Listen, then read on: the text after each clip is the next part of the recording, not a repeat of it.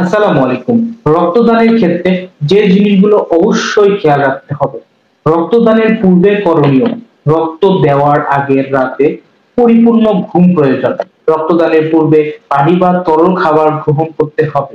রক্তদানের পূর্বে স্বাস্থ্যকর খাবার খেতে হবে। চর্বিযুক্ত খাবার এড়িয়ে যেতে হবে, কারণ চর্বি জাতীয় খাবার খেলে ব্লাড টেস্ট প্রভাবিত হতে পারে। রক্তদানের সময় করণীয়, ঢিলেঢালা পোশাক পরিধান করুন, যার হাতা কনুই থেকে তার উপরে উঠানো যায় এরকম পোশাক পরুন। রক্তদান প্রক্রিয়াটির সময় রিল্যাক্স থাকুন, ভয়ভীতি যাতে না হয় তার জন্য পাশের মানুষের সাথে কথা বলুন। রক্তদানের পরে করণীয়, রক্তদানের পরে 15 থেকে 20 মিনিট বিশ্রাম নিন।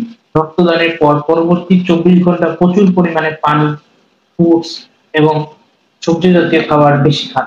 রক্তদানের পরে ভারী কাজ করা থেকে বিরত থাকুন এবং জার্নি করা থেকেও বিরত থাকলে সুবিধা হয়।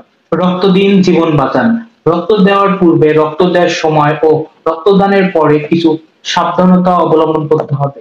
আপনার রক্তদানের অভিজ্ঞতা নিরাপদ, সফল ও আনন্দদায়ক করার জন্য অবশ্যই এই নিয়মগুলো মেনে চলুন।